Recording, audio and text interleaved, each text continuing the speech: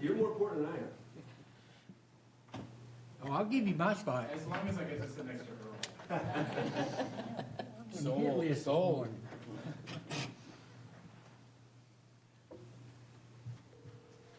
Yeah, the reason we're doing this, just so everybody's clear, is so that we can record it in a way that's typical of council meetings. It gives Tom and his team a chance to be able to show the presentation and capture the speaker and then capture the comments. Talking to you now. Check 1, 2, 3. Can you hear me, Jacob? Yes, I can. Got a nice clean signal. Got good volume. Yeah, it's got good Check volume. 1, 2. Okay, that's a good Zoom test. Thanks, sir. All right.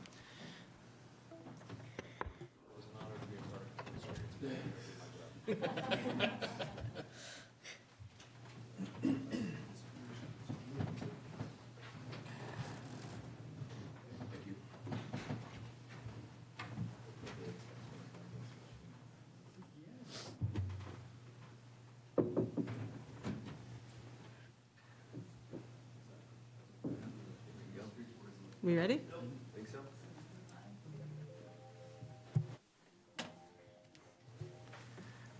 Good morning. My name is Kim True. I'm the chair of the Complete Streets Committee meeting. Today is January 13th, 2026, and I'd like to call the meeting to order. Today's meeting, we're going to first review the agenda. And today's agenda, we're going to look at and accept or review the December 9th, 2025 meeting minutes.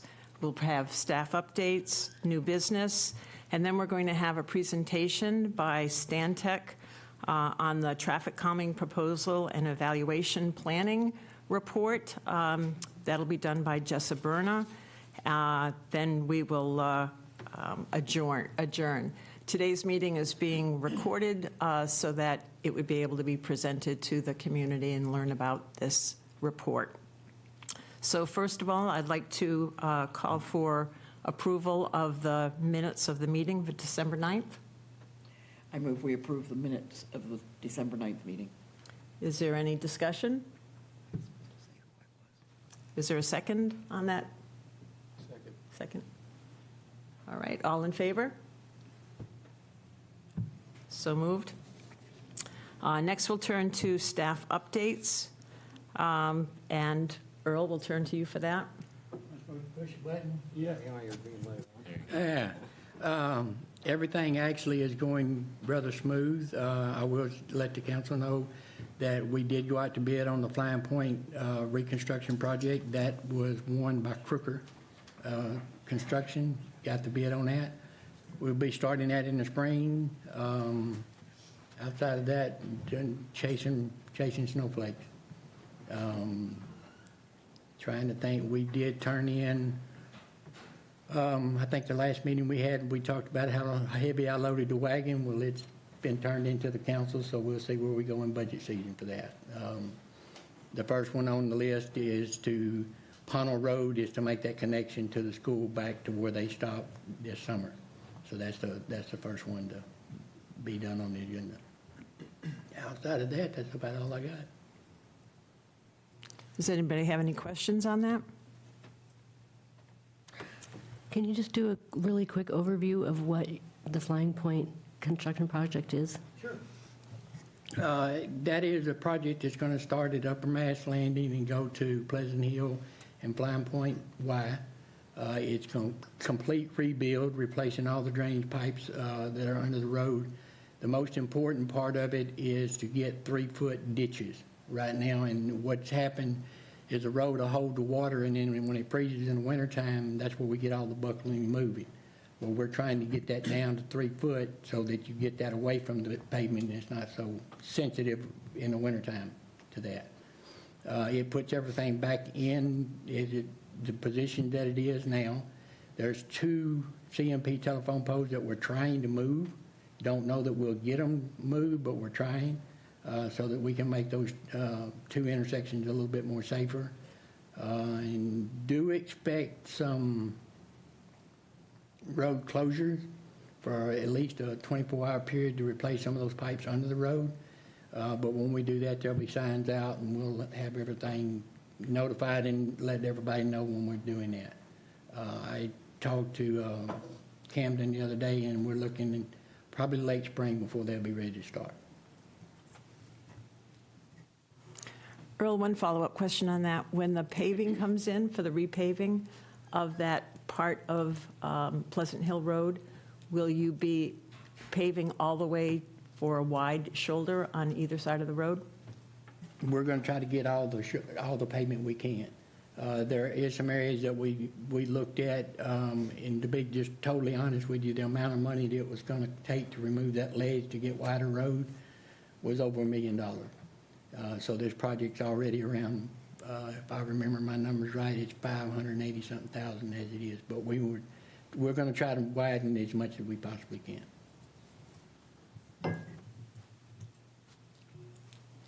Any other new business? Anything to report from you, Brent? I don't think so. One question I had was on the Bicycle Coalition of Maine.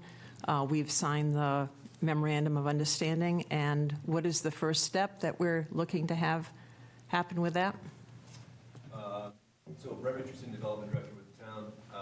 Question regarding the Bicycle Coalition of Maine partnership. The Bicycle Coalition of Maine is going to support efforts in the town to educate both motorists and cyclists and pedestrians about best practices to share the road with a focus on safety.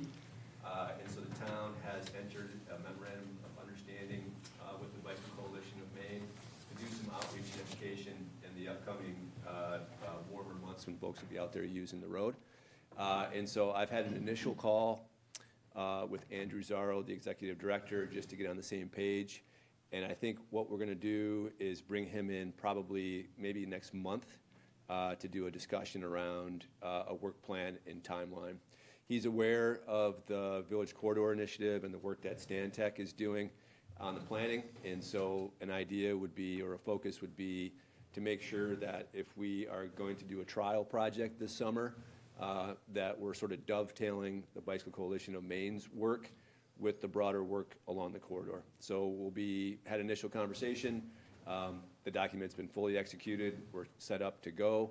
And the next step is really starting to get more specific on timelines and focus areas for that public outreach around shared roads and safety. Any questions on that?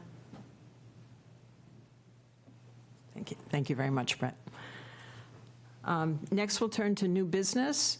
And one of the things that you had in your packet for today was a policy that has been adopted by the town of Orono on traffic calming. And what this is, this was suggested by our town manager when we were talking about citizen requests for traffic calming. And we realized that we don't have any kind of a policy or procedure in the town of Freeport in terms of how we determine whether we should do further due diligence or what steps should be done in response to a traffic calming request. So we're not really going to discuss this today. This will be put on next month's agenda, but I wanted you to have a copy of a proposal so you can start looking at it, becoming familiar. What do we want in terms of the due diligence on the part of a community member if they want to have some traffic calming come before the Complete Streets Committee? We want to make it a little easier for Earl or for the police department so that when they're getting complaints, they know that they don't have to just go off and act on them, that we can find out if there really is full support in that street or that part of the community in order to warrant the time and money going forward in order to respond to that complaint. So if you could spend some time over the next few weeks before the February meeting to think about it. And Earl will really be looking for your feedback as well as from the police chief in terms of what would help you in terms of getting the information you need before working with us to come to a conclusion and a response to that complaint. So, is there any other new business that anyone has to bring forward?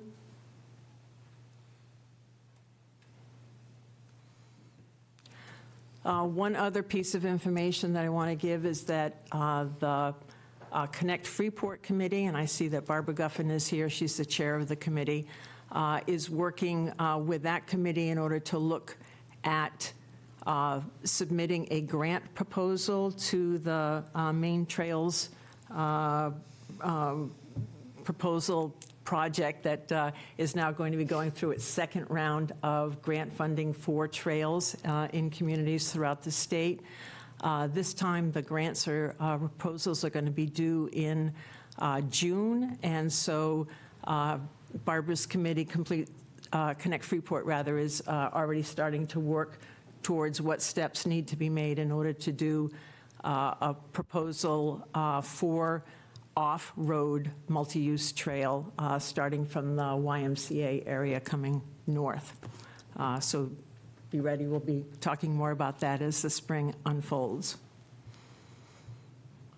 All right, Barbara, did you? Well, I had something for new business, but I think I'll wait for next month because it's related to, complete, street safety and speed limits. The cars on South Freeport Road.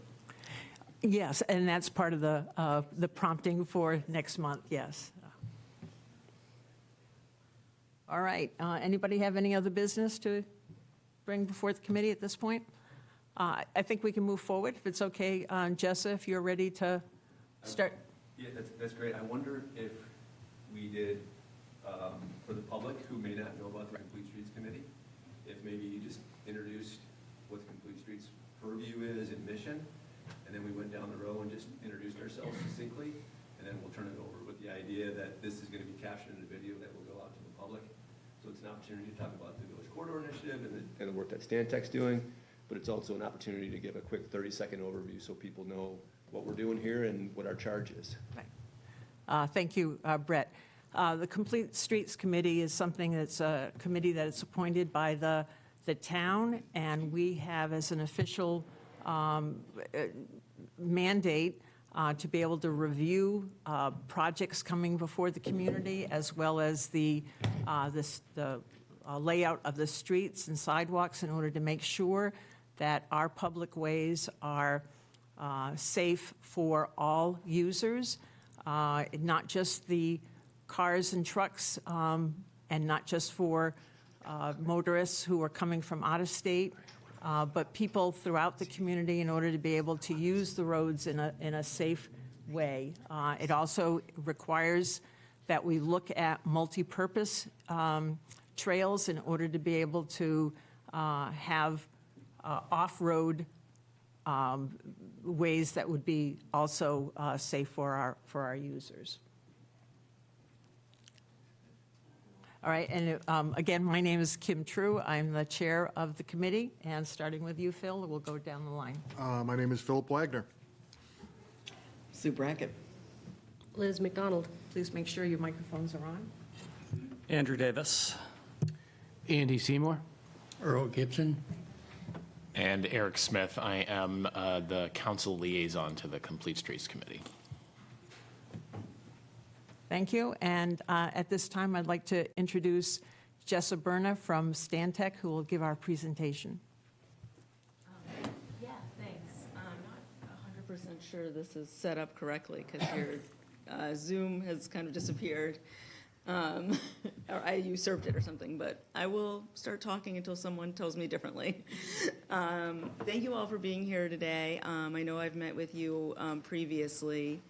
Basically, our goal today is to kind of give everyone an overview and a refresh of this project, to sort of give you the bigger picture. I have a lot of slides I'm going to go through very quickly, but at the end we have some potential cross-sections for some of the sections of Route 1, as well as some intersection designs purely for discussion. These are kind of an early pass to generate discussion and conversation to help us come through with our preferred alternatives.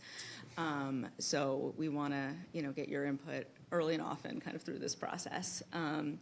So just as, I'm going to go through the project today, share some major milestones, talk about the existing conditions report that we already developed, discuss our build-out analysis and coordinated development design, and talk through some transportation alternatives.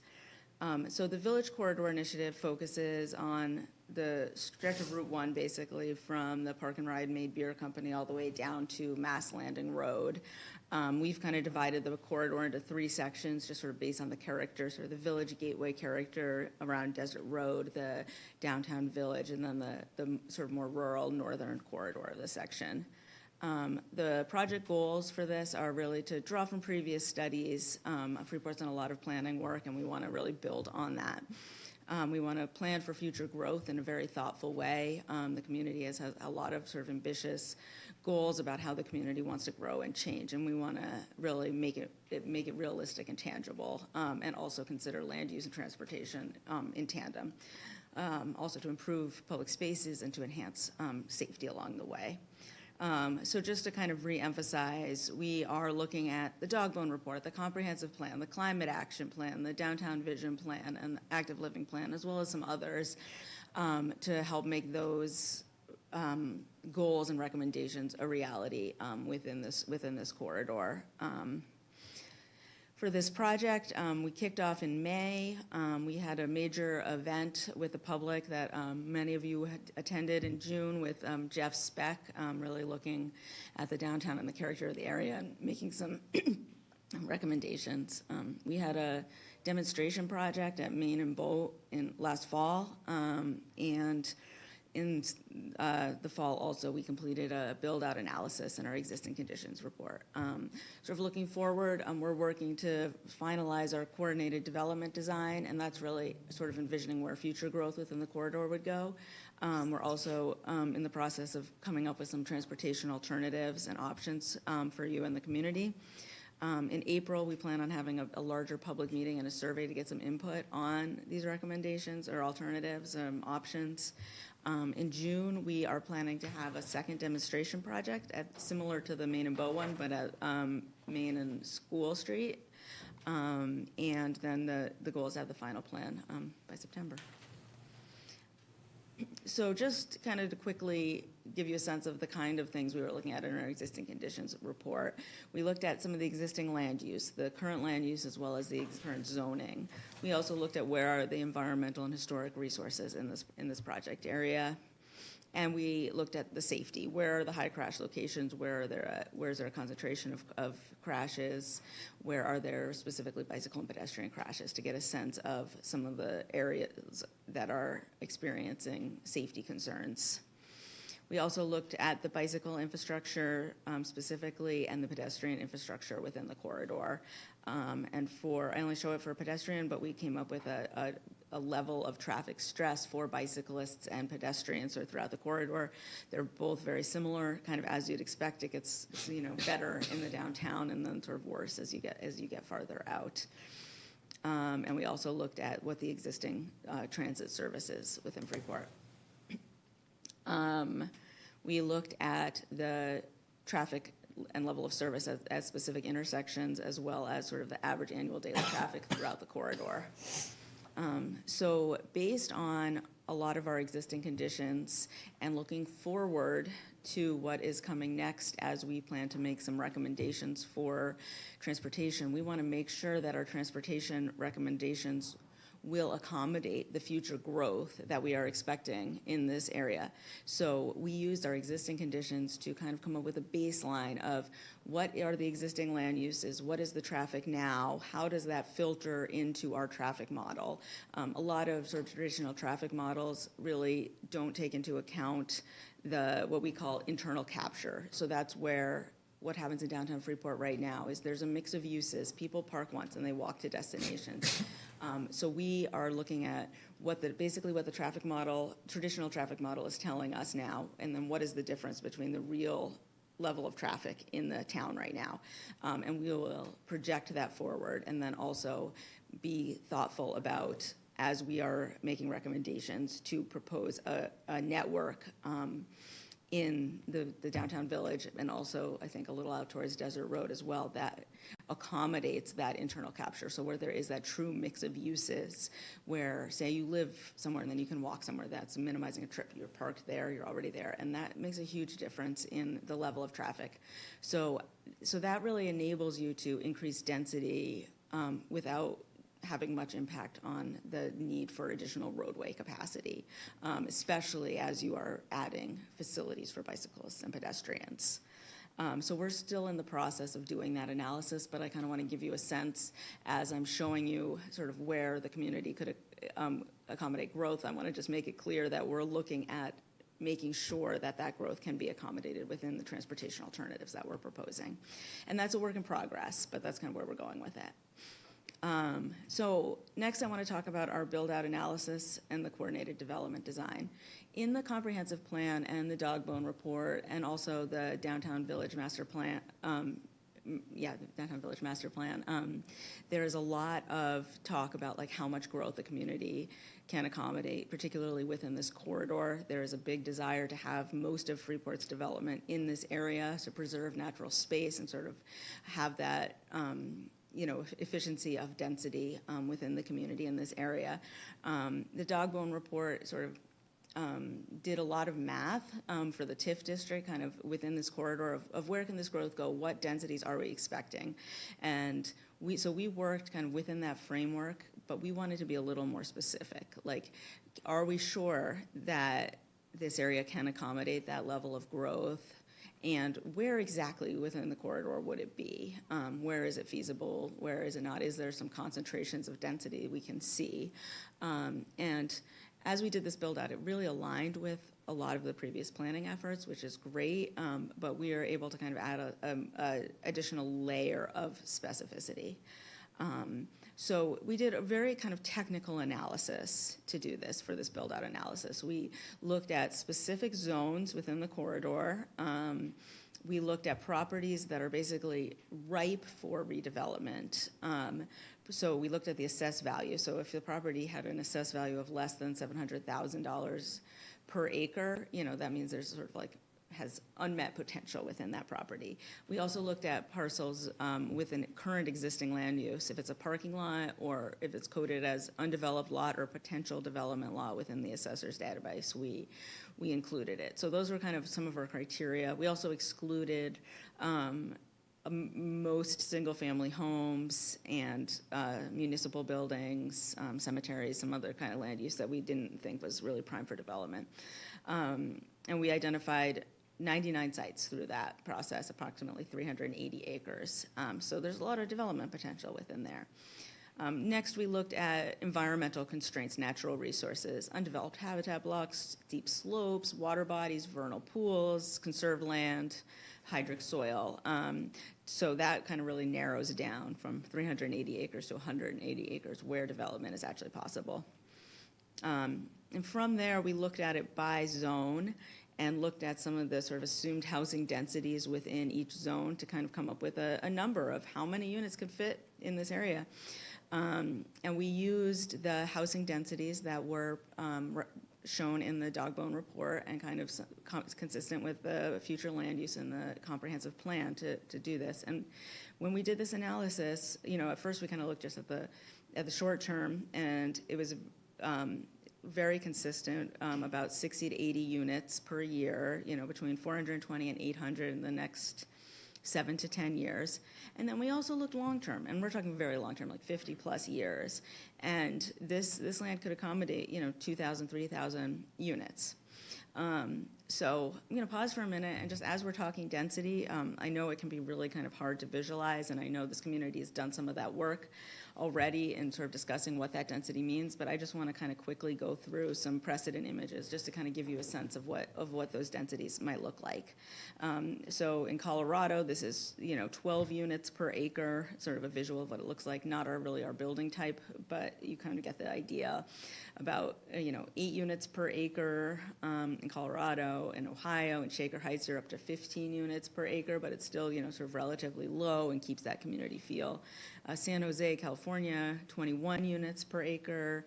Dorchester, Mass, we're up to nearly 30 units per acre. In Texas, Addison, Texas, 55 units per acre. And Portland, Oregon, we're up to 60 units per acre or something like this, that's really the maximum that anything in Freeport proposes in any of the documents I've seen. I think our build-out analysis actually caps at 50 units per acre. Okay, so from there, we we had conversations with property owners that were represented as a sort of potential development. We worked with Brett to kind of identify people that were sort of in the development pipeline or had discussions about future developments, just to kind of ground truth what we're thinking. Like, we're seeing there's a potential for some development in these areas. Are the property owners interested in doing something in their property? If so, what? What are the barriers? And we found many developers were willing to kind of talk to us about what their future plans are, and that helped. And that was fairly consistent with what, like, sort of the areas we were seeing, but it helped us sort of hone in on where we expect to see some of that growth. So from there, we kind of developed a short-term, sort of very high-level coordinated development design. And this is a draft that you're seeing in front of you, and it really identifies where, within the next 7 to 10 years, this community could accommodate and may very well, sort of based on current trends, accommodate some future growth, about 700 units. This is looking just at residential. We're also anticipating that much of this would be mixed-use development, but for now, we're sort of focused on the residential component. And, we have we've identified 2 primary nodes where this development would be seen. We have sort of by the Desert Road interchange, and then in the downtown.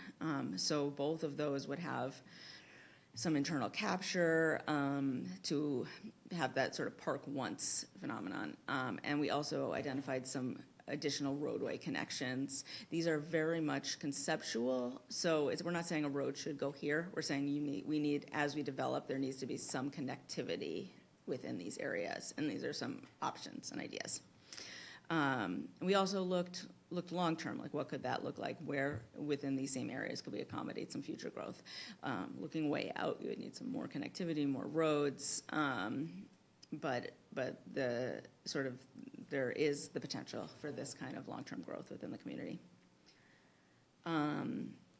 So this is really the meat of the conversation I want to have with you all today, but I feel like I needed to give all that background. Based on all of this work, this study is very much focused on the Route 1 corridor on Main Street through Freeport, and we want to share those. We want to give you sort of an early view of some of our thoughts and ideas about what those cross-sections could look like and what some intersections are. These were done in StreetMix, kind of like a public tool that you can use just to kind of get a sense of what things might look like. We identified 6 locations within the corridor to show some options of cross-sections. We really just want to hear, what do you think? Is there anything missing? Is there anything you really like? Is there anything you really don't like? Is there anything else you want to see? And then at the end, we have some intersections that we've started to design, which again, they're just like a first pass to get some input. We're not saying we're building this tomorrow, just to make sure I give the appropriate disclaimers. So starting kind of in the Village Gateway, down by Maine Beer Company, we have sort of our existing cross-section, 12-foot lanes, 6-foot bike lanes, a sidewalk on one side of the road. There is, within the current width, sidewalk to sidewalk, basically, there's the option to reduce the travel lanes and add a multi-use path on the side of the road. Within sort of that existing width, but also within the right-of-way, there's the option to really add sidewalks to both sides of the road, have a sort of a larger buffer between a multi-use path and the road. So that's kind of a couple of options for how this area the transportation network could change through this area. Jessa, excuse me if I can interrupt you for a second. Absolutely. In going through the presentation, I'm wondering if it would help. It certainly would help me and perhaps the rest of the committee if we understood you had 6 different areas that you've broken this into for the transportation needs. If you could identify for us what the special needs of the vulnerable users are in each one of those areas, because they're treated differently. And if we understood, first of all, what your frame of reference was in sketching it out differently in terms of your proposals, I think it would help us in terms of what you're trying to, what problem you're trying to solve for each area. Yeah, sure. So we're in the Village Gateway. We're kind of working our way north with the cross sections. In this area, there is, our existing conditions report really identified a lack of bicycle and pedestrian amenities through this area. We did see people biking in areas that, that felt exposed. There's also increasing sort of pedestrian traffic in this area, sort of at the Desert Road intersection. You can see sort of the pedestrian desire line. So there is a strong need for that bicycle and pedestrian infrastructure right now, and then also as this area becomes more developed, we believe that that desire will grow. So really focusing on, and then also looking at that Desert Road intersection, that's a high crash location. It's not, most of the crashes seen there are vehicular. So making changes at that intersection to make it narrower, to slow speeds, to make it safer for basically all modes of travel is the priority. Does that help kind of address? Yes, your question? Okay, great. And so the similar set of concerns sort of as we move our way down the corridor. I tried to make it as clear as possible kind of where I'm looking at. This is, north of the Desert Road intersection, where right now you have that sort of center turn lane that takes up a lot of space, but there's actually not that many places to turn into in that lane. So again, we're kind of we want to get your input on a sort of short-term solution. What if we add an on-road multi-use path through that area? There's a lot of room to narrow the travel lanes, remove the center turn lane, and increase the sidewalk size. One of the things that we noticed in Freeport is, while there is a lot of sidewalks, they're often quite narrow and right against the road without any buffer. So that makes pedestrians feel vulnerable and actually, be more vulnerable. So trying to make it so that it was a more friendly environment to pedestrians was a priority, and then also to add some real bicycle infrastructure, not just a paved shoulder. And the good news is you have a lot of roadway width to work with to add some of those amenities. I'll also note that this is kind of a cross-section that could be applied corridor-wide. If there is a need for like a pocket turn lane at a certain intersection where it's busy, this can definitely accommodate that by kind of, eating into some of the buffer at just key locations rather than corridor-wide. So as we move into downtown, we're now basically on the southern end of downtown, like kind of just past Town Hall. I feel like we have kind of a decision point, something we want to talk through, sort of two options within this area. One is kind of like really focusing on the pedestrian, narrowing the roadway, maybe adding some street trees. Again, even in your downtown, there's not really any buffer between the pedestrian and the roadway. And there's also fairly wide travel lanes. So sort of narrowing that down, adding more pedestrian space, more of a buffer. And then the other approach could be to really carry that multi-use path along Route 1 through the downtown. And there's room, for this one, we looked at the current roadway width, sort of edge of sidewalk to edge of sidewalk, and we didn't suggest anything that went wider than that because it is a built-out dense area, and we don't want to, there's buildings at the edge of that, so we're sticking within that area, and it's like, do we want to focus on really the bicyclist or the pedestrian? If we go to something that's much more focused on the pedestrian, we want to make sure we have maybe another option for a bicycle route. So something to think about and discuss. Similarly, on the northern side of downtown, sort of as you're approaching Mallet Drive, there's little existing buffer for pedestrians now. So we're trying to add some of that buffer in, widen the sidewalks, reduce the travel lane to slow travel speeds and make it safer. And then also there's the potential to have a multi-use path through that area as well. Basically in-road at this point. So as we get out to the northern corridor of the city area, the character kind of quickly changes to a much more rural area. In the existing cross-section, we have 12-foot travel lanes with a 2 to 4 foot buffer, sidewalk on in this location too, but further down just one side of the road. So sort of similar to the downtown, this could be, having sharrows in the road and narrower travel lanes, more accommodations for pedestrians, or, kind of extending outward from the existing, basically sidewalk to sidewalk width, which there is room to do in this section. You could add a 12-foot multi-use path along basically the eastern side of the road. And similarly, as you get further out, having that multi-use accommodation is important. This also, we're trying to make this path as wide as possible, the multi-use path in this area, so that it could accommodate bicyclists and pedestrians if there's not room to have sort of double sidewalks. Also, something to think about in this area is you do have I forget the name of it, the brook that it crosses.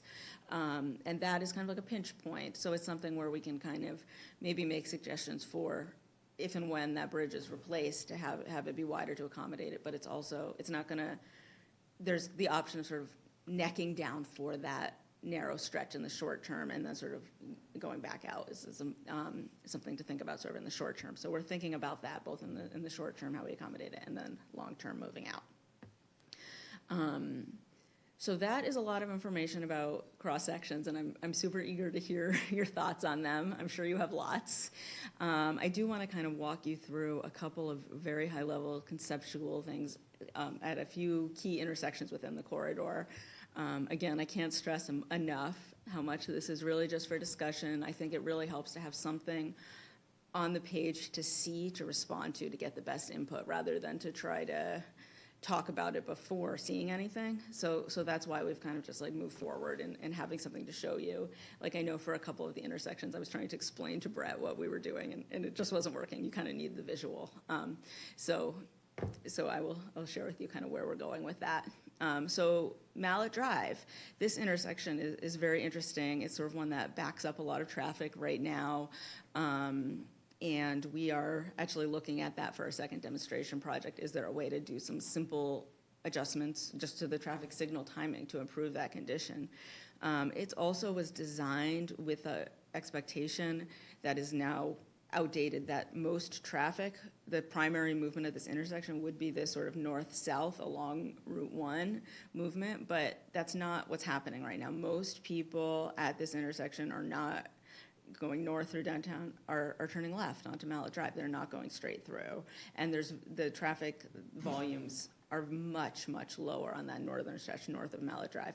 So, our thought was like, what if we make the primary movement from Mallet Drive to the southern leg of Route 1? So that could look something like this, where it's stop controlled, where the primary movement is that turn. Just for discussion, kind of a big idea, but want to throw it out there as an idea and get your thoughts on it. And that's within the existing right-of-way? Oh, it's all within the existing right-of-way, yeah. This hasn't been engineered. It's much a planning level sketch, but we believe that something like this could be accommodated within the existing right-of-way. And also, we know you are working on having a multi-use path in this location right now, so we're trying to represent that.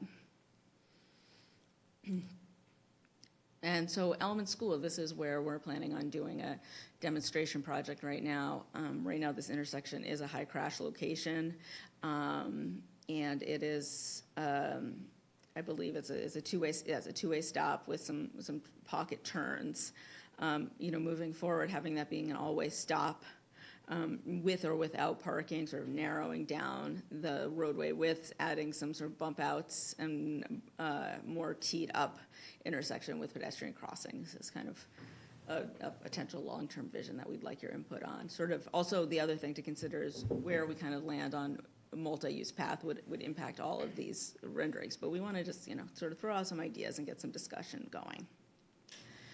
Looking at West Street, sort of similar to Elm Street, we're sort of looking very long-term, how could this intersection change? And this one, we kind of went sort of for the longer-term option rather than the interim, just start generating the conversation, is maybe having the multi-use path turn down here on West Street and having a sort of teed up, again, four-way, always stop at this location. and then Desert Road and the Shaw's Plaza. This intersection was recently redone, but we think, we could, sort of looking out long-term, make some other changes to improve bike ped connectivity and then also safety for vehicles. And so you can see we have some long-term development plans down here. So we're sort of adding an extra leg into that intersection, teeing it up, sort of reducing number of travel lanes in this instance, adding some bike ped accommodations throughout the corridor. So just quickly, next steps. We are looking to, where are we? This month, next month, finalize our coordinated development design after we have some input from you all, and also tomorrow we're meeting with some property owners again, and then also a joint meeting with the council and the planning board. We're also, in the short term, looking to have a draft of what a main and school demonstration project could look like. We're sort of working iteratively with the town and DOT to see if we can find something that makes sense for that location. Again, I mentioned this at the beginning, but we're looking to have some public input in April in the form of a public workshop and online survey. We're aiming to have the demonstration project in June with a final report in the fall. And again, sort of our next step is we're having a joint meeting with you all, with Complete Streets and the council in February, where we're going to sort of share more of our plans for that public engagement and also show some of our draft of in sketch form, and then also in sort of plan view form of what that demonstration project might look like. And then we're hoping to have a more finalized version of the coordinated development design at that point. So that was a lot of information. Thank you all for bearing with me. And I think I'll kind of turn it over to you all to decide kind of where you want to focus in sort of on some of those transportation alternatives, and let me know your thoughts. Well, thank you very much for a very comprehensive presentation here. And in reflecting on what I've heard, with respect to the multi-use paths and where they're located and how they are constructed, whether they're a 10-foot wide or 12-foot wide, whether they have a solid barrier from the road to the where the multi-use pathway starts, it struck me that much of it would depend on what the level of cycling ability we're aiming to try and support here. Certainly, if it's going to be on the road, as we have currently, it does not allow for children or people who do not have strong bicycling skills, that that group of 60% of cyclists who would cycle only if they feel comfortable that they're not going to get hit by a car.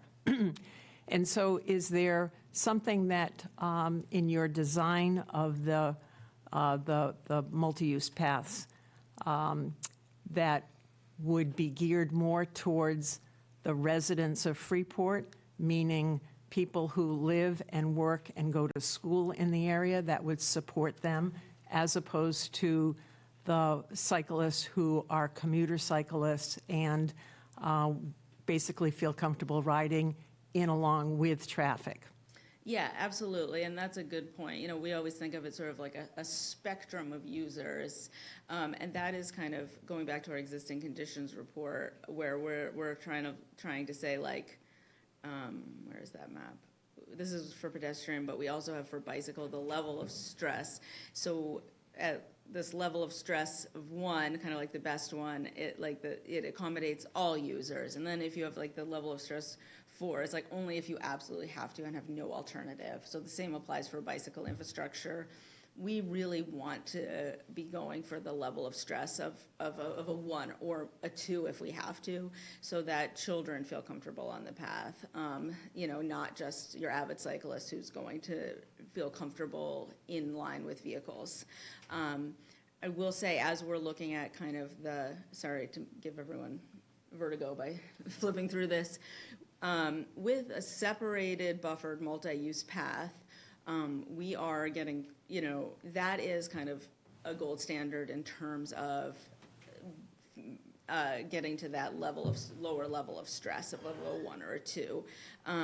Really, the sort of the industry standard best practice for a multi-use path is 12 feet, assuming it's for both bikers and pedestrians. You can kind of narrow that down to 10 if it's, or even 8 if necessary, if it's just for bicyclists. And having the pedestrians separated is sort of like an extra safety level, but if volumes are low and the path is wide enough, that safety can be accomplished there as well. And I think also sort of as we're going into the downtown, where we have an option that shows sharrows in the road, which people might not be as comfortable with. Our goal is sort of twofold. One is to make that bicyclist experience as comfortable as possible within that limitation by narrowing the lanes and doing, other traffic calming, adding street trees, so that, I know I feel safer biking in slower traffic than faster traffic. And when there's, more sort of stop and go and, people are looking around because there's a lot happening. And then the other part of that is, to have another option of where, if you're biking through the area, maybe there's sort of a way you can bypass the village itself if you just want to kind of go through rather than go within. Also, sometimes if downtown Freeport is your destination, making sure there's bicycle parking, for example, sort of at the edge. So you get to the downtown, that's your destination, you park your bike, and then you walk just like you would with a vehicle. So there's really a lot to consider with that. Okay, I'll open it up to the committee for questions that you have.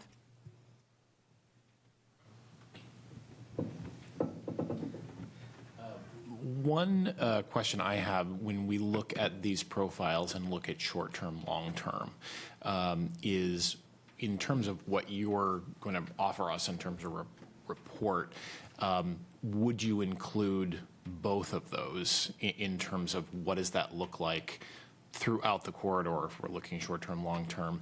And I guess a question that I have for probably Brett and Earl is in terms of, is there an efficiency in simply building out the long-term if we think that's really where we're going to go rather than doing this in iterative steps in terms of that build-out? And a related question I would say is, as we're looking at even longer-term sort of major infrastructure replacements, like you were talking about the crossing at Frost Gully, where that really is a concerning pinch point right now, but we don't have a lot of control over when MDOT decides to replace that.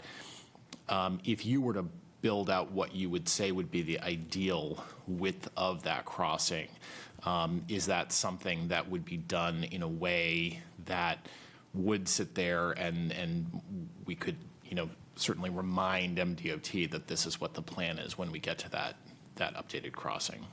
Yeah, absolutely. And I think that having a plan in place is really the best way to position yourself as a community to get that improvement when that bridge is replaced. To say like, oh, actually, we've been thinking about this for a long time. We have the infrastructure in place or a plan to have the infrastructure in place to make your case for that widening. So absolutely on that. I will absolutely let Brett and Earl answer as well. But in terms of the short-term and long-term options, I think there's, depending on funding and timing, there's always sort of the option of sort of bypassing a short-term solution and looking long-term. So we kind of want to allow for flexibility. And in some locations, maybe it doesn't make sense to focus on a short-term solution. Maybe it's like we want to choose an approach and focus on that.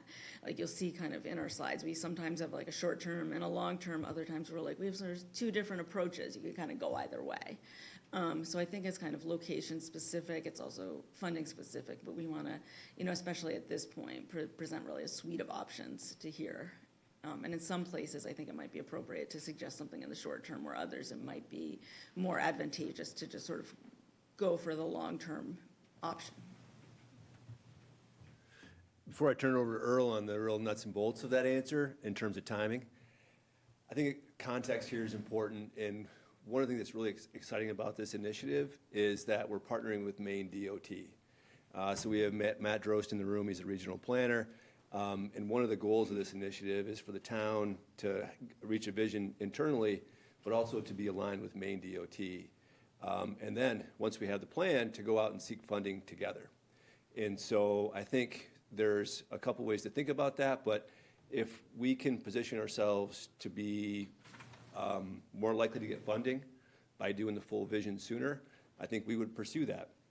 I also think it's important to understand why we're doing the land use and the build-out analysis. We could have taken this project up with a pretty singular focus on the corridor, but we would not have an understanding of what's potential and what's coming with the land use that will have a huge impact on how that corridor performs. So the idea of understanding potential development, but also doing the legwork and having the conversations to understand when that development might be coming will allow us to respond on time to that. And if we have a sense that there's more development sooner than later, that will give us not only the sort of impetus to move quicker on the full-term vision, but with some of the TIF strategies that the town is talking about, it also could allow us the resources to move more quickly to do that full vision. So I think one of the beauties of this process is we're sort of moving forward incrementally. And over the next few months, I think we'll have a broader understanding of what the options are, what the potential partnerships are with Maine DOT and others, GPCOG and PACS, to pursue funding. And then also, hopefully, some additional projects that will have a good idea of their timing that will allow us to pull the land use and transportation together. So I think, my instinct would be to move forward as quickly as we can, making sure that we're aligned with our partners as we move forward. And then Earl, I think, in terms of on the ground, actual shovels in the ground, love to hear your perspective on that. With my first suggestion would be the long term, because that's where we're going. You're not going to go backward, you're going to go forward. And doing a short term and disrupting the traffic flow, and then 3 years later go, oh, now we need to expand, let's do this again, we're going to hear it from our residents. So from a construction point, I would favor the long term. I do have an off-the-wall question. What is the narrowest lane width that you have come up with? I believe we have some 10-foot lanes as our narrowest, and that's would be in the village area. Okay. Just looking at trying to, draw a set of plans, to get a set of plans to do a short term and then turn around and do it again in 3 years, seems like money wasted.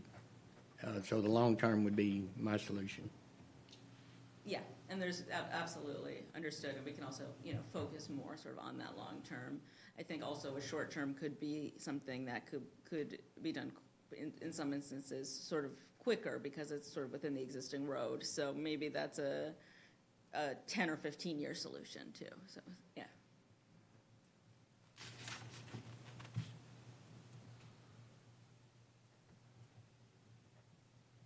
Other questions? I have one about what the lighting plan would be for the road, because I think that impacts certainly the safety for the people who are not in cars, as well as additional crosswalks, what your full crosswalk plan is for that area. Yeah, so, we haven't sort of, this study won't really get into the weeds of all the details of how that would work, but I think sort of at a broader level, having pedestrian scale lighting wherever there is pedestrian and bicycle infrastructure is important. So that's different than lighting the roadway. And so that you can see as a pedestrian and also so that drivers can see the pedestrians. I think that we haven't had a lot of discussion yet about particularly looking at the downtown village where additional crossings might make sense, but I think that's something we would definitely like to hear feedback on. And as we're kind of developing sort of more of the corridor plan, sort of looking at where some of those crossings could be. Also, as we're getting sort of farther out the corridor towards Desert Road, there's very few crossings at that location, so there'll definitely need to be more, particularly as that area develops. So we're not quite there yet in that level of detail. If you, one thing to keep in mind, one of the biggest complaints I get in the downtown area is there's no lights. So several weeks ago, I went in the downtown area to look for myself at night, and what I found is we have plenty of lights. They're just not lined up with our crosswalks. So if you're looking at an overview, you'll see that everything's on an angle. So what they done is went to the driveway instead of doing a curb cut. So you have crosswalks, and then 15 feet later, there's a telephone pole with a light on it. So I would ask, when we're drawing this stuff, to keep that in mind, that we might need to shift some stuff around to get it a little bit better lit. Yeah, yep, that makes sense. I had just one question. This is all, I need to study what you've got there. They're just not taking a look at it this way. I want to look at it in detail. But accommodations for the delivery trucks and that sort of thing, which come through and are frequently parked on Main Street and need to be accommodated unless there's some way to get them coming in from the other side. Yeah, absolutely. I think having sort of a plan for that, particularly if you're adding like a bicycle multi-use path, you want to make sure that there's not a conflict there. Right. And I think, right now, the roadway through the village is quite wide, so you can accommodate having that sort of maybe informal system of you pull over the side of the road, traffic can still get around. I think in implementing some of these recommendations, you would need to have sort of a larger management plan for deliveries, particularly since there are a lot of large retailers, having that whether it be designated locations with designated times, sort of maybe where some of the existing parking is or at key locations, either on Main Street or on other things. But that, again, is sort of like an extra level of detail that probably is not going to be fully fleshed out in this study, but it's something that definitely, as you get into engineering and design, needs to be accounted for. Right. Well, I'm just, concerned, we're putting in potentially some sort of a median between the pedestrians and the vehicles, and that becomes then another issue for that type of delivery and or traffic. Yeah, I mean, I think delivery is a little more inconvenient, but things get delivered. How do you match the two together? Yeah, absolutely, and also making sure that you're keeping people safe and keeping drivers safe, and not blocking the flow of traffic for sure. I think one of the things that's related to this, and you haven't addressed this, Jessup, but we saw in some of the renderings the suggestion of more on-street parking on Main Street. And I know that's an active conversation along with this committee as well as with the council in terms of, at what point and in what areas might we introduce or reintroduce more on-street parking on Main Street. And if you're already accommodating that lane, then I think, where we have loading zones and accommodate loading zones within that is something that we could look at. I think, as we know right now, while we do have loading zones that are designated, they're not frequently used because we have deliveries everywhere up and down Main Street that stop on both sides of the road. And if in fact, and because the lanes are so wide at this point, we can sort of accommodate those almost anywhere on Main Street. But if we were to narrow it, I think it would come down to having a much more specific designated area, and it may only be on one side of the road, for example. Yeah, absolutely. Completely agree.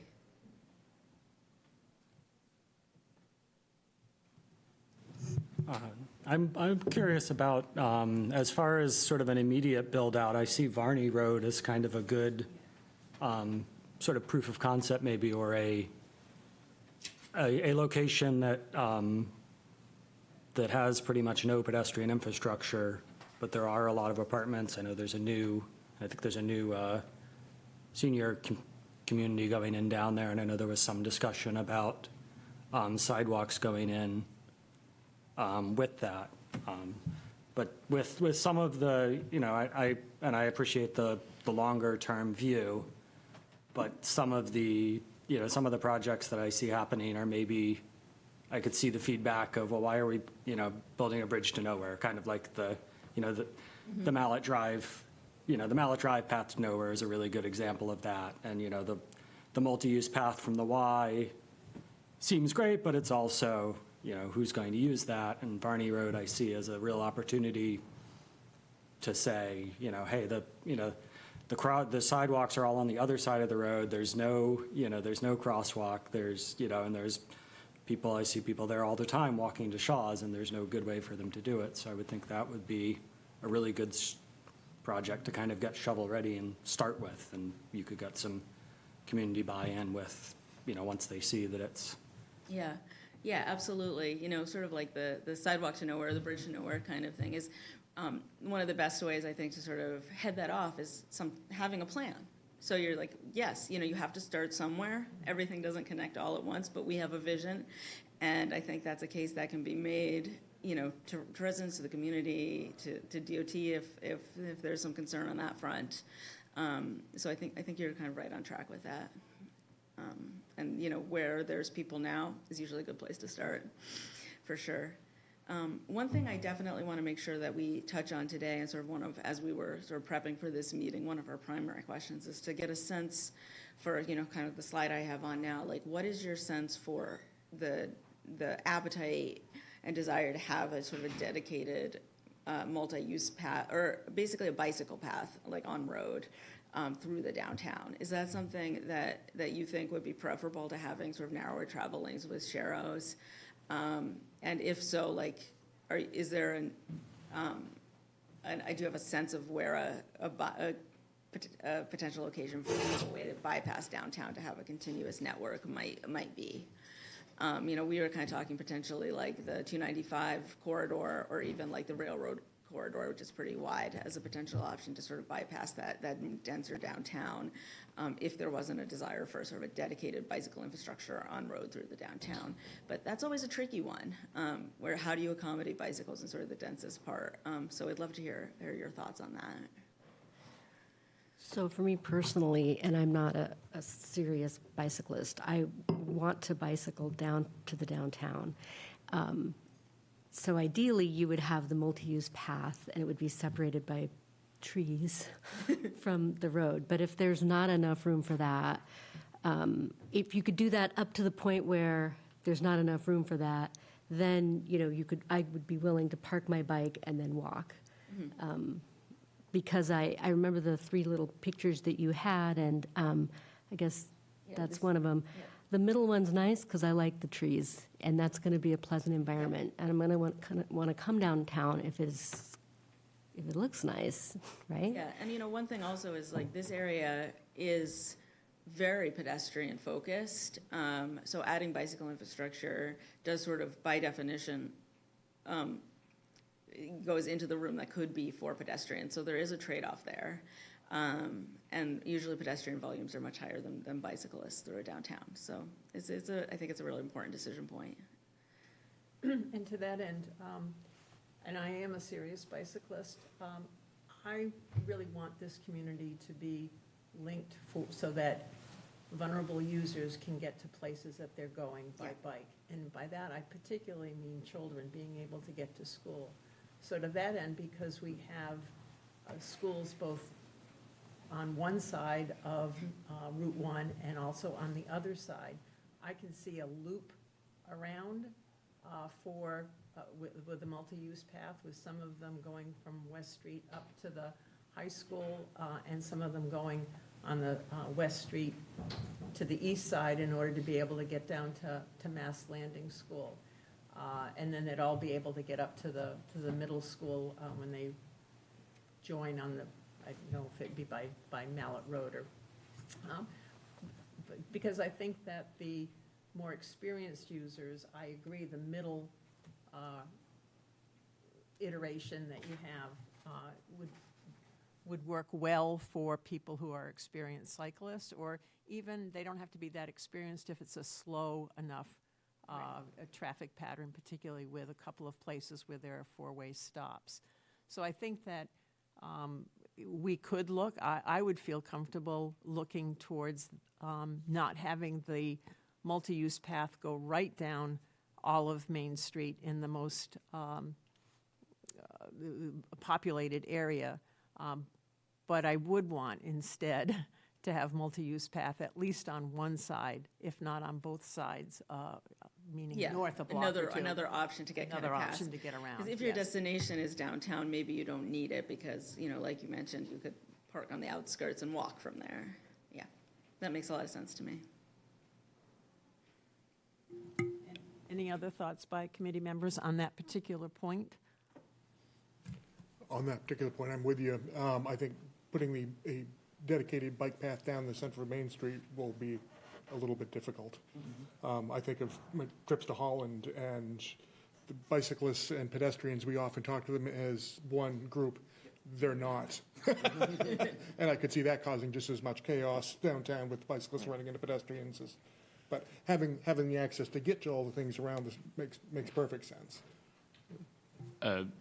Just to echo that point, I think my concern really in the downtown is I get very concerned when we talk about a multi-use path downtown, because that is exactly where I think we need to be separating cyclists from pedestrians. And just to clarify, we're not actually thinking about a multi-use path in the downtown. Like here, you can kind of see we have separated. Right. This is the pedestrian infrastructure, this is the bicycle infrastructure. Definitely needs to be separated at that point. And so I think whether it's a bike lane, which I agree, if you were going to have a bike lane, you'd want it on both sides. And I don't know that we necessarily have the room for that, looking for what we're trying to do in the downtown. The reason I like having the sharrows, though, like all the way through, is to remind people that is where bicyclists are supposed to be at that point, that they are not supposed to be on the sidewalk. Yeah. And I think, any good multi-use path, and I'm sure this is what you would demonstrate for us, is the point at which those two modes separate.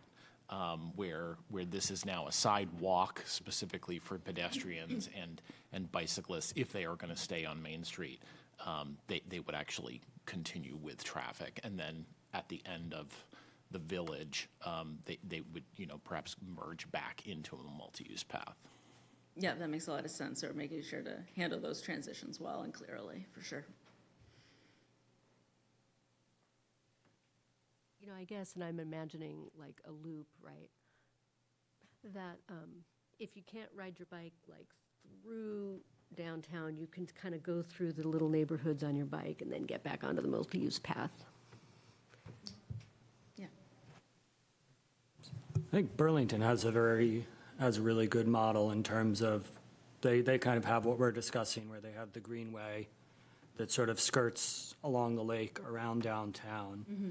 And then in town doesn't necessarily have dedicated bike infrastructure. They have lots of signage, lots of, lots of sharrows, that sort of thing. But but the actual dedicated biking infrastructure is sort of does a larger loop around the town, and that seems to work very well.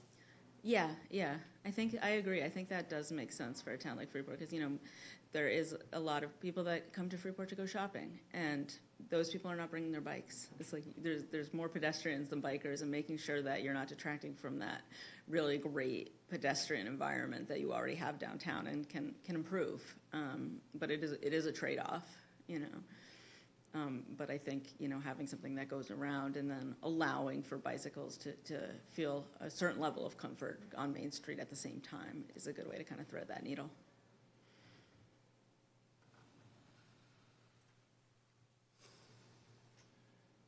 If there's no other questions from the committee, I think Chalmers is on by Zoom and has a question he'd like to ask. So I'm going to call Tom Pierce and let him in unless there's other questions or comments.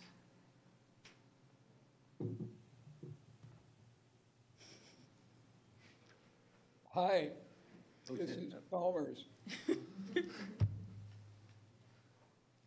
You can hear me, I take it? Yep. Yes, we can. Great, okay.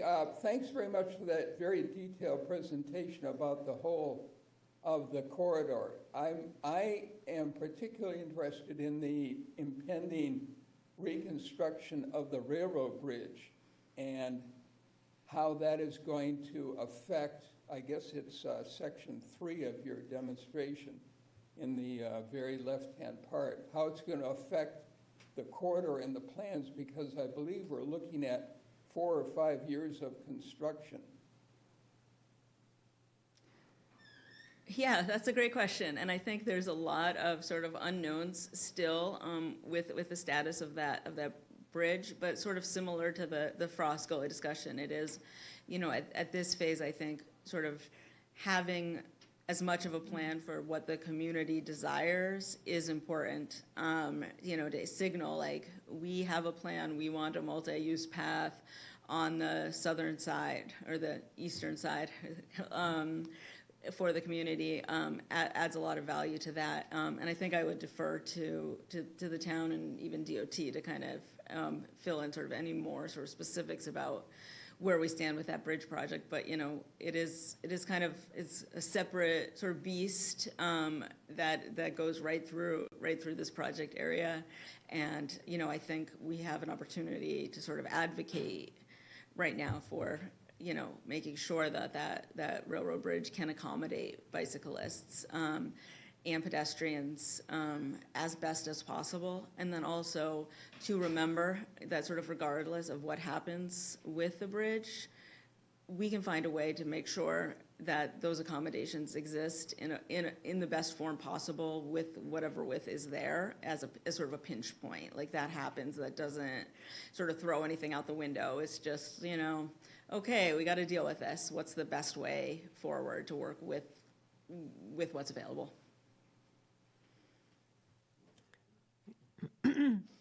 Yes, Matt, I was just going to ask, we have you here in the room, and I'd like to get your impression of what you've heard today. Sure. I'll speak to the railroad bridge real quickly first, just to clarify that I don't know if we're talking about 4 or 5 years of construction. I think we're talking about construction in 4+ years. As a good example, Maine DOT just replaced the bridges over 295, or rather it's 95, in Augusta, right on Western Avenue, including a temporary bridge, which was also needed for that project. That project took no more than 2 years on the ground. So I don't think it'll be 4 or 5 years of construction, but the realistic timeline for when that bridge project might occur is into the future. It's not even programmed in our work plan for construction at this point. We're still really deciding on, with a lot of input from the community, what that bridge is even going to look like and what our options could be. As far as sort of overall thoughts on the project so far, I'll reiterate a lot of what's been said about timing and planning and funding for these projects. While the funding for implementation of some of these concepts isn't immediately obvious, I think the partnership between the town and the state to, as well as our partner in PACS, to determine which of the handful, half a dozen or more funding opportunities could exist. Incremental project development might occur, but also some holistic larger grant opportunities might exist out there as well to knock off a few of these portions at one time. Everything that's been presented today, I'll say with just a couple maybe caveats, is supported and acceptable to the DOT. I don't see any major red flags here. Obviously, there is some consideration for traffic movement and right-of-way things that we can go through the design process on. But I think everything here is important. One of the notes that's been kind of talked about a few times, I know we've been focusing on the village for the last few minutes, but is about connectivity to southern points. And all of the options you're discussing I don't think are mutually exclusive, right? I think there's a different user that would use each type of facility, whether that's a multi-use path separated or an on-road bike lane, or even South Freeport Road and Pine Street. I would take that as a route to avoid maybe some traffic, vehicle traffic, but all these things are great. I think I'd be happy to answer any additional questions if there are any directed at Maine DOT specifically. Are you responsible for Desert Road? Responsible how so? Like for repaving it or? That's a good question. Earl, is that town? That's town. Okay, thanks. From the bridge out or from the intersection out? Yeah, from the Shaw's intersection. No, out. from the intersection. I do not remember the exact date, but it was handed back over to the town within the last 7 years, 8 years. Okay. Matt, does the DOT support 12-foot bike multi-use path lanes Would they fund for 12-foot lanes? That's a great question. I think the answer is support, yes. Fund, also yes. I think context matters a great deal. We don't necessarily build a bunch of 12-foot lanes on our own. I think our default is 10 in a lot of places, but 12-foot lanes are definitely are eligible, yeah. I have a question for Matt. If you're experiencing around Maine, does Freeport have any unique challenges, and what is our biggest challenge when you look at all that we want to do here and what Jessica's presenting? Like, what's the most difficult thing we're going to face as a community? I actually think when I think about Freeport, and Brett and I had this discussion pretty much from day one, is actually your opportunities are more significant than some other communities, even in your region and certainly statewide. Given that 295 is right there, and I know oftentimes 295 feels like it's a burden to the community, it divides your community. Getting across it now with this multi-use paths is easier than it was, but I know that for a long time that was a barrier. However, it carries the traffic through the region. Route 1 doesn't have to. And for a lot of Route 1 corridor, it does have to carry traffic and means a lot to mobility. Here it means a lot less. So I think you've got some great opportunities to do a lot of these things that you wouldn't necessarily have in other communities or even in recent memory. So I think that's it. If I'm looking for a challenge specifically, it's that you have such a robust tourism and the economics of the community rely on a lot of pedestrian infrastructure, a lot of rather pedestrian use, as well as vehicular movement and traffic throughout a few months of your year. Your construction and implementation is going to be somewhat challenging. I think that's why we are talking about multi-year projects where we're talking about a temporary bridge over the railroad. When that bridge is replaced is because you have so many vehicles that go through this area, even if they're not meant to go to other destinations. They're here on purpose, but they need connectivity. That temporary bridge throughout that project also needs a sidewalk, and no one disagrees with that, but it's just more width, right? Like you have so much pedestrian activity even in that area that is required. So I think your challenges will just be volume of non-vehicular traffic. Is having a school in a community like this close to a downtown a bigger challenge? I think about, like what you said, some temporary traffic. Sometimes that can mean a lot of extra people in town. And I also think about, I think when Kim brought up getting kids to school, sometimes you see, the track team or the ski team running and training around town. Like that's another significant challenge that you can add to the community. Like there's a lot of layers, obviously, you guys know that, but having the school in the downtown seems to add a big challenge to it also. Is that unique in a lot of communities to, have the tourism, the circulation, 295, a school, commercial businesses? It is, in my opinion, sort of thinking through some of the communities that we're working with right now, I'd say it was a little bit unique, and I don't really want it to be. I love that all of your investment and your infrastructure is all downtown. Your schools are within walking distance to quite a few units, and I know there's some rural areas as well that are bust, and there's definitely some traffic impact on general, school transportation, but I don't view it as a negative at all. I think that whenever we're implementing any of these projects, during the construction, and certainly after, it would be a better condition. But during construction, we expect to keep all infrastructure open at all times. So if the track team needs to run through a specific area, that'll be provided for at all times. I think it's great that you've got so many schools in close proximity. I think connecting them, I know there's been a concept over the years that's waned in popularity to connect the schools across Mallet Drive in some way, but having all of them within a relatively short walk or bike is actually a huge benefit. I don't see it as a challenge at all. I'm excited to be able to provide more connectivity to them. Yeah, I think I would just second that. I think it's a huge asset that Freeport has, having sort of all three schools within that walk shed of the downtown. I think that's a huge asset and opportunity for the community. It's great to see. I'd also say that it's another vote for more development in town and better walking infrastructure, because Absolutely. I know actually of several students that live in town, but they still get driven to school because there's just no particularly safe way for them to get there. So if we get more kids in town, make it so they can walk, then you will have less cars at the pickup line. Absolutely. We have only about 6 minutes left, and in order to be able to best use our time, Jessa, is there some specific information that you would like from us before the end of this meeting? Do you want us to go through each one of the sections and give our impression? I think for me, one of the priorities was sort of that discussion we just had about the downtown. Maybe in our last few minutes, getting a little sort of, first pass on your thoughts about the Village Gateway area, I think might be of value. We through this area, it looks like we're kind of focusing on having a sidewalk on one side and a multi-use path on one side, the other side of the road. I'm wondering where and if there might be the desire to have a sidewalk and a bicycle facility sort of separated, or if you feel like this is sort of like enough, or what other changes you might like to see in this area, specifically in that northern section.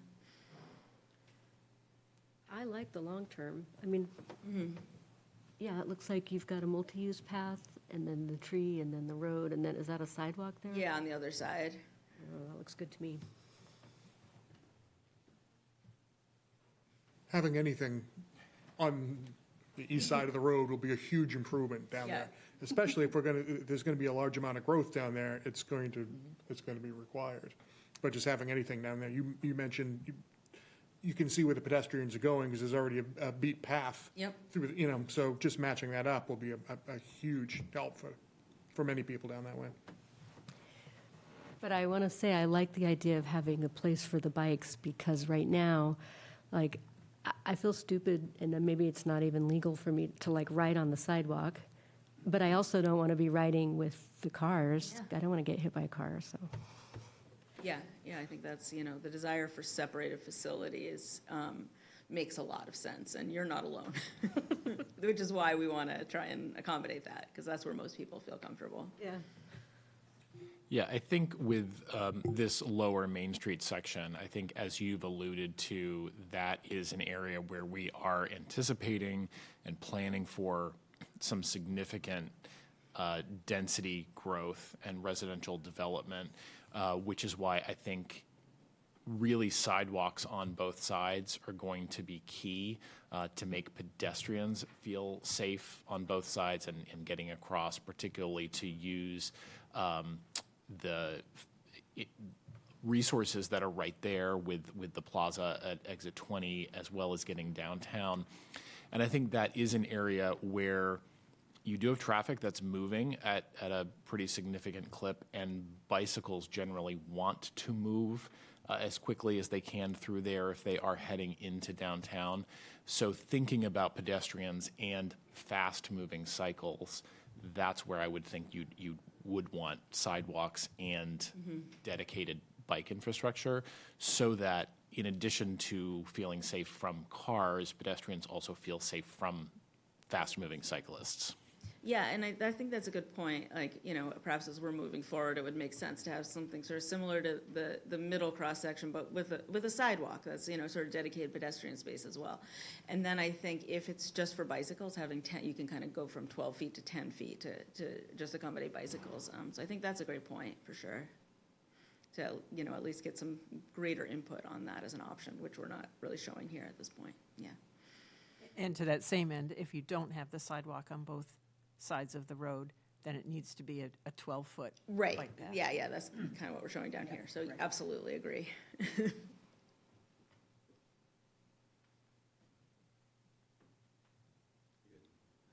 I just wanted to thank Jessa for coming this morning and delivering that presentation. I think it's a really good start.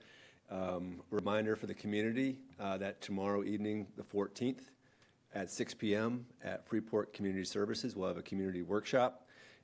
This presentation was largely focused on the transportation elements of the Village Corridor Initiative. The workshop tomorrow, the 14th at 6 at Freeport Community Services, we'll do a little bit deeper dive on the coordinated development design, potential new infill development, and how the planning board, the council, and Complete Streets work together to implement that from a policy perspective. So hope to see everybody tomorrow evening, the 14th, at Freeport Community Services at 6 p.m. Thank you. And thank you very much again, Jessa and Matt, for being here as well. We look forward to seeing everybody tomorrow night at the meeting. Anything else before we adjourn the meeting? This is very exciting. Thank you. Yes, okay. Seeing no other comments or questions, the meeting's adjourned.